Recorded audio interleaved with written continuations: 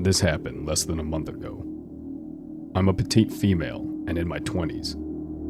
I'm currently living in Mexico to escape life a little after post-grad in a city that is not known as a dangerous place. A lot of foreigners live here, and I haven't heard if there were any safety concerns. I'm living with my cousin who works from 8 a.m. to 7 p.m. The houses are in a pretty good area with a school, a nice hotel, and a Starbucks within walking distance. Just to give you an idea of how unexpected this was. This incident happened while my aunt was visiting us from Mexico City. She stayed home all day with me while I usually studied or watched Netflix. On the day this happened, I was planning on having a chill day since I had woken up around 11:30 a.m. Around 12 p.m., I'm watching something on my computer when I start to hear some loud pounding like someone was working on something with a hammer. I thought my aunt had let someone in to repair something. I was under the assumption my aunt was still in the house, so I wasn't too worried and continued to watch my show. The hard noises stopped, and I heard two male voices talking casually. This made me feel more confident that they were there to fix something. I got up from bed to fetch my phone, I don't have any service plan down here, to message my aunt on Facebook to see what was going on. I didn't get a reply from her, so I just took it as she was busy. I go back to lying in bed, not thinking anything of the noises. 5 minutes later, I hear footsteps coming up the stairs. Keep in mind, I'm lying in my bed with my back facing the door. The door opens, and I see a man. He was a pretty normal-looking guy with facial hair and was dressed rather cleanly. If you were to see him in public, you wouldn't think anything negative about him. But as soon as he saw me, he shut my door and went downstairs. Then I heard another huge noise that I later realized was him slamming the front door shut. My room is the first room directly above the stairs, so my first thought was this repairman accidentally opened my door. I thought he was trying to get access to our patio. I was a little confused, but again didn't think anything of the situation. I slowly walked down the stairs, calling for my aunt's name, but I got no response. As soon as I make it down the stairs, I hear my aunt in a panicked voice saying, "They just robbed us. They took the TV." She forgot to lock the first iron door of the house, which made it easy for them to break open the second door. She said that when she was walking by from the store, she noticed someone by the house. She asked him what he wanted and said he was looking for a teacher. Then he got into the car with the other man, and they left. She didn't notice the TV in their car or anything suspicious until she got into the house. She mentioned that someone had rang the doorbell before she left to the store, but when she went to check, no one was there. She believes they've been watching her and my cousin, so when they opened my bedroom door, they were caught off guard and dipped. It's just really frightening to think about what could have happened if they didn't get scared off by seeing me. The cops came and were telling me that they often kidnap girls or rape them. I know I got lucky.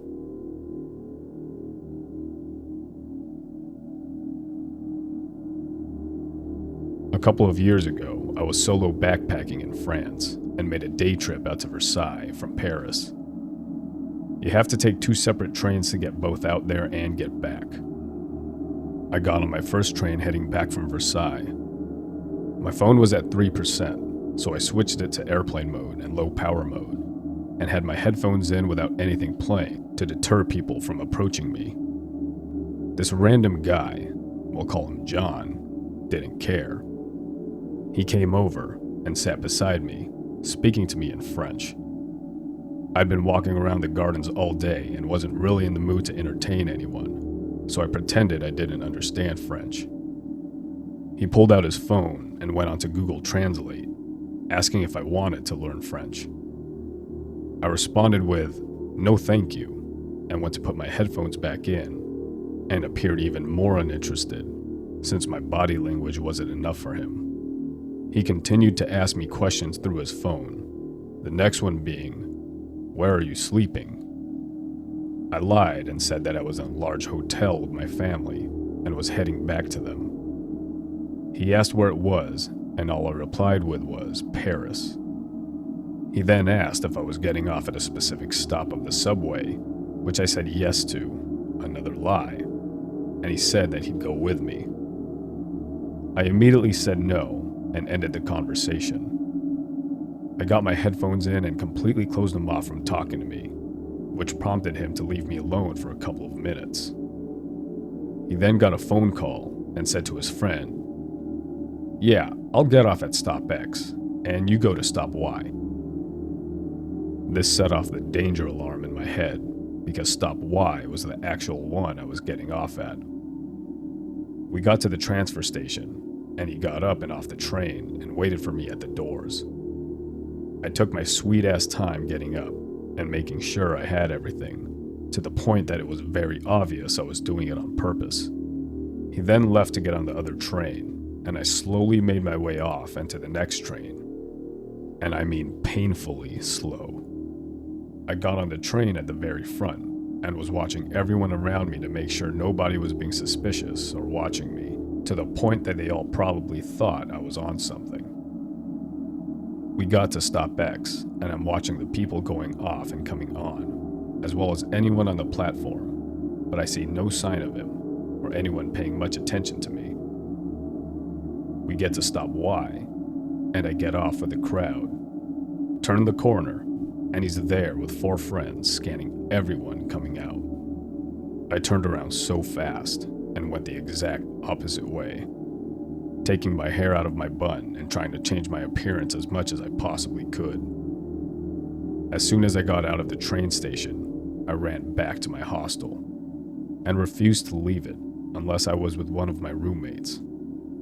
Sorry you got outsmarted by a dumb blonde dude, but let's never meet again.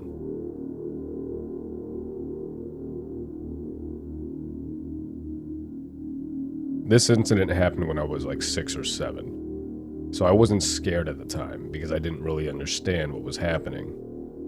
My dad lived in Thailand for around 5 years with my stepmother, and I went to stay with them for a week or two, and we decided to stay in a different part of the country that they lived in. I don't remember exactly where we were, but we were staying in this beach bungalow hotel place in a non-tourist area, and we were only there for a few hours before this incident happened, but I don't remember seeing a single person at this hotel.